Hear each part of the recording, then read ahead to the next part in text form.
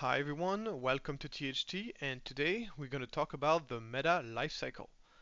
So, as you know, understanding the meta is a very important part of trading card games. So basically understanding what is the meta so then you can play around it and decide if you want to play the meta decks or if you want to go against the meta.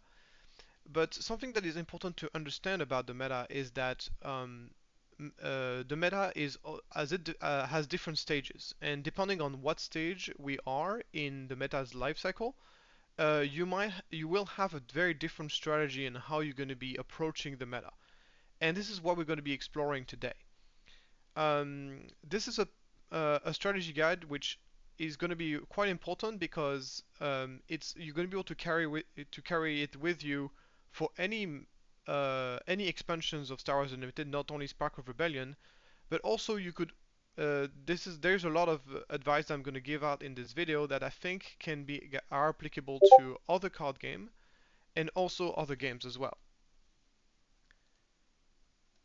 So moving on to the first stage of the meta life cycle, we first have the chaos, which I also like to call the childhood of the meta. This is a stage where basically it happens either very early on, going in a new expansion or a new game release, and or it can even sometimes happens before the release. And this is the moment where there is basically no meta, and players are basically people are experimenting with different decks and different ideas and trying to figure out what is good and what is weak. So it's all about experimenting and deck building. So if I'm taking the example of Spark of Rebellion, this phase mostly happened before the game actually released because a lot of people, including myself, basically were able to play online before the game was released with the card that was spoiled. Obviously, we didn't have the entire card pool for the majority of that time, but a few weeks before the release of the game, we did have all the cards, and there were a lot of experimentation going on at that time. For future expansion, this phase might not happen so early, and the reason is because it is difficult. First of all, for Spark of Rebellion, we had almost like almost a good 6 months to be able to play with those cards before the game release, so we had a lot of time. Cards were coming at a very slow pace, so it was very doable to kind of play the game before it released. With Shadow of the Galaxy, I don't think there's going to be as many people experimenting with the game before it releases, simply because people are busy playing the current expansion, playing the current tournaments, and also the time frame is also a lot shorter. Cards are being revealed much faster.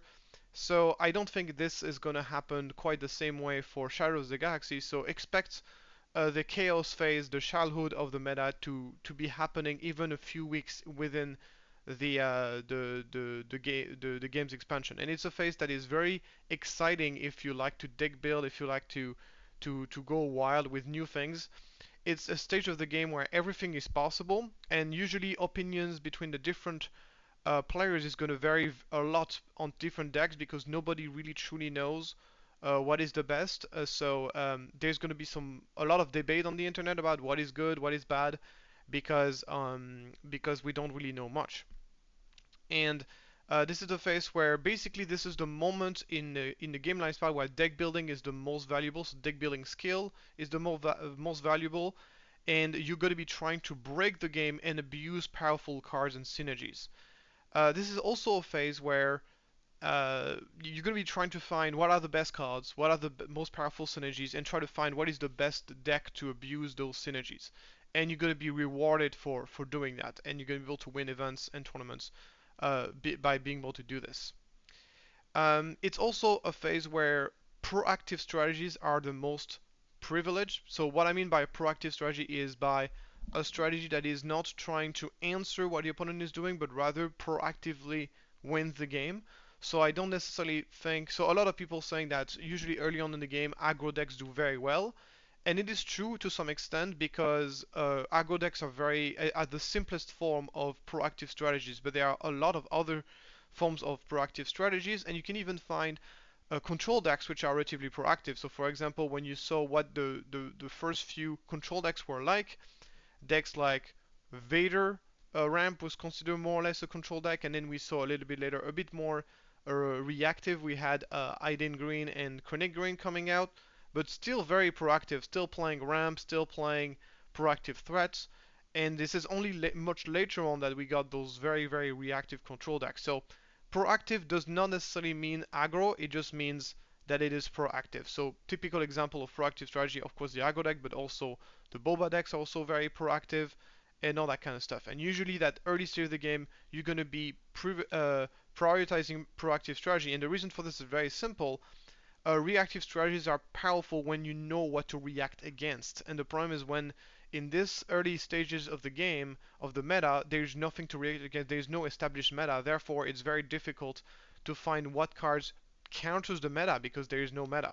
So reactive strategies simply do not do very well early on in the meta's lifespan, usually. The second phase of the meta is what I call the first meta, really the first establishment of a meta, what I like to call the teenagehood. And basically, in this phase, uh, the dust is going to settle, and only a few powerful decks will survive, and those decks will form the first meta. So once again, taking example on Spark of the Rebellion, the first meta was effectively those green, those green blue decks, those green blue black decks like the Chronic Greens and the Iden Green, the Boba Green deck, and then the Sabine Green decks. And then you had a few.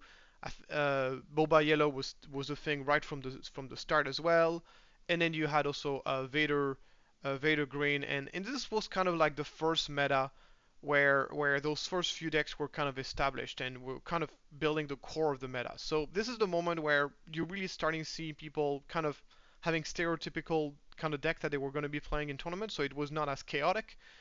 But it was still a very early meta, meaning that it was a meta that was far from set in stone, and it was possible, there were room for us to react to it. And this is where it brings us to the next phase, where people are going to be trying to. But at this stage, I think the most important is to learn and study those decks and to use so you can use them at your advantage. So this is really a moment where the first meta is getting established. At this point, you should be focusing your effort into learning those decks. And the reason why you should be learning those decks is because either you want to be playing those decks for yourself and win tournaments with them, or you want to study them and so then you know what they're weak against, and then you can try to counter them. Which brings us to the next part of the meta life cycle, which is the counter meta. This is what I like to call the young adulthood. And the idea here is that you're going to be, typically players are going to be trying to find strategies that are going to be countering what the current. So this is another phase where there's going to be a lot of deck building going on, but it's going to be a very different kind of deck building. Because instead of trying to build very powerful proactive strategy, you're going to be trying to build decks that are able to counter the current meta. So it's a completely different methodology. Some people are very good at building decks that are like proactive decks, but not so good at creating counter decks, for example. So this is the moment where a more reactive approach is going to be adopted. So typically in Spark of Rebellion, this phase was incarnated by the Vader blue deck, the Iden red, all those the Iden blue, all those very hard control decks. And basically it was found that those hard control decks were the answer to the Boba problem, because Boba was very heavily dominating the meta, the early meta, and basically people were kind of adapting here by playing those super hard control decks that happened to be doing very well. And then so we also got some other decks appearing at this time. So this is the moment where, even though hand green has always been a thing from the very beginning of the meta, it really started to see a lot more play at that time because it was doing pretty well in those hard control decks. So at this stage, you should be trying to understand the meta's weakness and exploit them by creating new decks, adapt your sideboard, and choose the right deck. So what I mean by the counter meta, it does not only apply to create a brand new deck, it also can just be adjusting your sideboard or simply deciding to choose different kind of decks. So for example, we saw a lot more people playing hand green, even though this deck has been a thing from the start, because it happens to be doing pretty well versus those control decks that basically were countering the Boba decks, and also because Boba was not as dominant anymore, it left a little bit more room for hand green to emerge. Also, hand green is a relatively difficult deck to play, so people were kind of figuring out a lot more how to play the deck. So, and this creates, of course, a new meta, which brings me to my next point: the new meta, also known as the proper adulthood. And in this stage, the addition of new counter meta decks create a snowball effect and form a new meta. So what I mean by a snowball effect is what I was describing earlier, is that you got those hard control decks. So now everybody has changed his sideboard to take into account those decks, and you also have deck that do, for example, people start playing a bit more. We saw people playing Sabine Yellow instead of Sabine Green because allegedly Sabine Yellow does a little bit better versus Control. We saw people playing more Boba Yellow instead of Boba Green because, once again, Boba Yellow with this built-in discard does a little bit better against Control decks. Um, and then you saw people playing hand green because, once again, it does pretty well versus control. And this has changed the environment. This has changed the meta, and this created this new meta. Uh, um, and basically, at this point, uh, you want to be try to think ahead of the curve and try to understand what strategy will be well positioned in that new environment. This is what people are kind of doing with by basically deciding to adapt their deck instead of playing Sabine Green, playing Sabine Yellow, that sort of thing. They're basically trying to figure out what strategies are just slightly better positioned in this new environment. Um, so um, so what I mean by a snowball effect is like there's an initial thing that happens, the creation of those hard control decks, and this creates a snowball effect. It creates a butterfly effect where just this deck appearing has some really much bigger implication all over the entire meta. So basically, so yeah, and obviously once we've reached a certain stability between the decks and the counter decks, there's going to be a phase where there's going to be sort of a cycling phase where people are going to try to figure out what is the right balance, and then eventually the meta is going to stall a little bit. So this is the moment where basically is I like to call the stagnation, the elderhood. And here the idea is that the meta is now pretty much figured out, and further meta developments are unlikely, meaning that are basically done exploring the full extent of the meta. They are basically done exploring what the meta has to offer, and they are kind of reaching that stage where there's no really any new decks to be experimented with. Things are pretty much figured out. So if you wonder at what stage we're in at the moment, it is not entirely clear, but we are basically somewhere between the new meta and the stagnation. We're not sure yet if a new group of deck is going to emerge, which might recreate a new cycle of adaptation and then new meta, or whether we are slowly there's not going to be any new decks being and we're going to be moving out in the stagnation phase, which is the perfect phase for FFG to bring out a new expansion, um, and kind of once again restart from the beginning the entire life cycle. So yeah, so the what is very important whenever you reach the stagnation phase is to basically it's is to know that it's no longer about deck building, it's no longer about deck choice. As long as you are playing a competitive deck that is part of the meta, you're going to be in good shape. And then obviously those decks are going to have better or worse matchup, but it's going to be impossible to know in advance um, what you're going to be playing against. So unless you have a very specific local meta, but in that stage, it's all about execution. It's a lot of you're not really going to go about innovative deck building and interesting deck choices. It's all going to be about how well can you play your deck, and execution is going to be rewarded over innovation. So a player that is not good at deck building, but very good at playing that always make the right call and has a very good understanding of the meta is going to be rewarded for it. And is going to be likely to do very well. And this brings us to the conclusion. So basically, as I said, we got the chaos, the first meta, the counter meta, the new meta, and the stagnation. And those 5 phases are very much a standard across all games and all meta. So understanding at what stage of the meta we're in will help you understand what approach you should take into deck building, deck choice, and try to see, oh, okay, what should I train on? Should I train on try to playtest new decks? Should I try to just learn how to better play my decks? Well, that the answer to that question is depending on what stage your meta in. So just to summarize, in the chaos, you're going to be trying to experiment with as many things as possible and try to figure out what is strong. On the first meta, you want to understand and know how to play those new decks because you either want to counter them or you want to play them. In the counter meta, if you manage to find a way to counter those decks, you're going to be entering the counter meta where you're going to be able to adapt and beat those new decks that appear, and you can be focusing on trying to find ways to beat those decks. In the new meta, you're going to try to figure out in this new environment created by this counter meta what is going to emerge and what is going to be well positioned. And then finally on the stagnation, you're going to be focusing on trying to perfect how to play your deck and really try your best to play your deck as well as possible.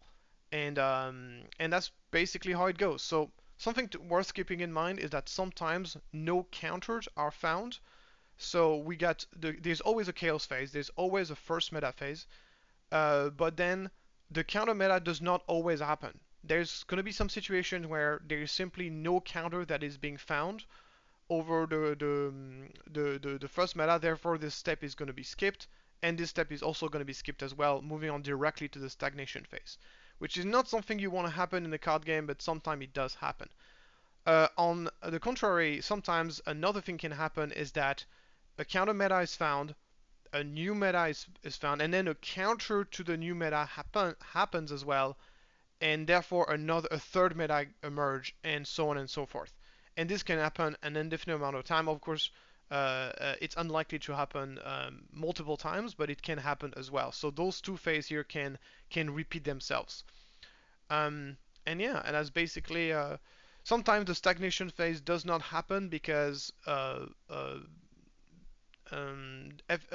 company that makes the game either put out a patch or basically put a new expansion or a ban list that changes the meta. Therefore, the meta does not have the time to go stagnant.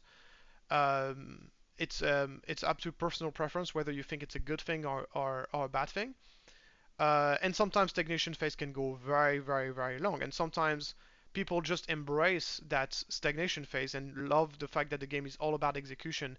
I think one of the best examples for this is probably StarCraft Brood War. I think Brood War, it's a strategy game from the late 90s, and basically the game is still heavily being played right now at a professional level, and it hasn't got any new patch since 2001, which means that the meta has been figured out for decades now, and people are still playing the game because it's all about the execution, and it's not so much about finding new strategies. Even though some strategy kind of cycle through, but anyway, so that's basically it for this video. I hope this was informative. If you got any further questions about this, feel free to let me know. As usual, my coaching schedule is going to be in the description below, so feel free to support me. I would once again would like to thank everybody who's been giving me news about their store showdown results and their tournament results. It feels very good for me when I put up so much time helping other people improving their gameplay and showing that this has a good impact on, and this allows them to win tournaments, and they find value in their coaching. We also find value in my videos as well. So it really feels very good to me. So I thank everybody for sharing news about their tournament results. It really and give me a little bit of credit on the help they've been given is also very appreciated. So thank you so much, and if you like, once again, the video, also consider like and subscribing, and I'll see you next time.